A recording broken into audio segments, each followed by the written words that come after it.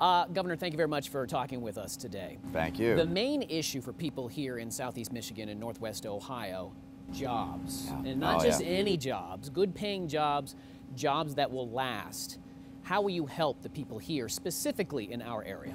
I'm going to get Michigan working again and get America working again by doing the things the president should have done. One is to get regulators to encourage enterprise as opposed to crush it. Two is to get our energy resources in this country being used for creating energy security here. Three is opening new markets for American goods so we can sell products around the world.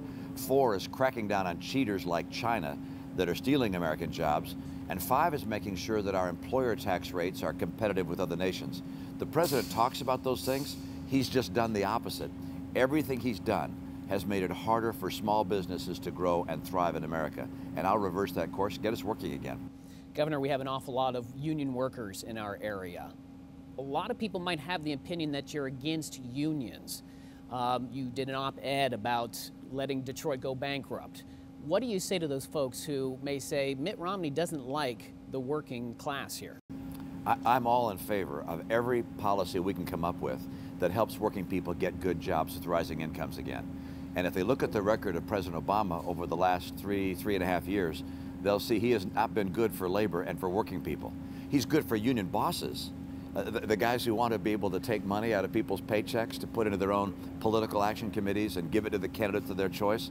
Oh, they're happy with President Obama. But America's workers are out of work and have seen lower incomes and lower increases than they should have seen. So my answer is pretty straightforward. I want to get America working again for the working people of America, not for the union bosses of America. I asked our viewers to submit questions that I should ask you today. One of our viewers directly from Facebook wanted me to, quote, ask him if he feels out of touch with the middle class. She mentions that you are a millionaire, you have a Harvard education, you try to make $10,000 bets. What would you say to the blue-collar workers, the salt-of-the-earth people who really work hard here? They take a lunch pail to work, they have hard hats. What do you say to those folks? Well, the reason I'm running for president is to help the American people. The very wealthy in this country are doing just fine.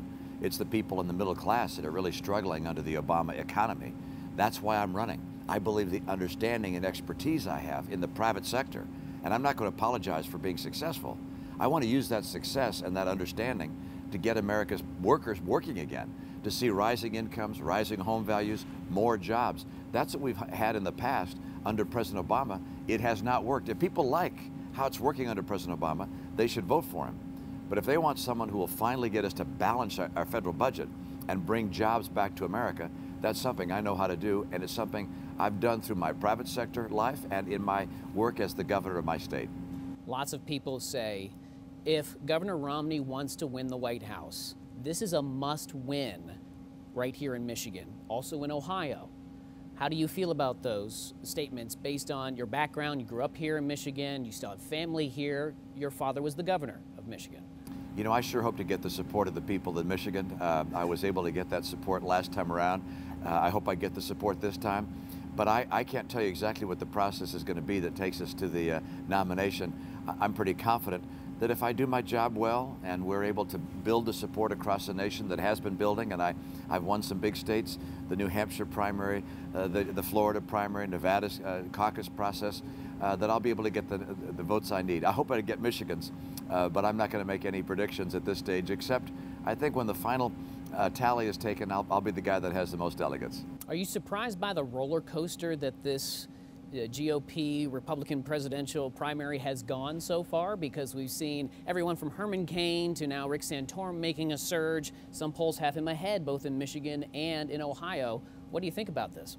You know, it's been an interesting process. There have been a lot of folks that the voters didn't know very well, and so they projected on them ideal characteristics, and then as they got to know them better, why they came back down to earth. And that began with Michelle Bachmann and Tim Pawlenty, and then, as you say, went under Herman Cain, and then Rick Perry, and then Newt Gingrich, and now there's a new kid on the block with Rick Santorum. I think as people take a look at Senator Santorum's record in Congress, they'll say, gosh, he went there to change Washington, but Washington changed him.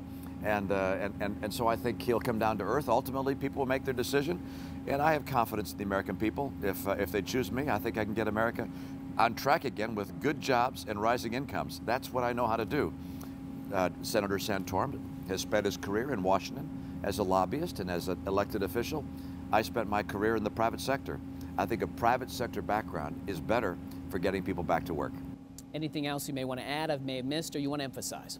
That's it. Good. Thank you. Nice work.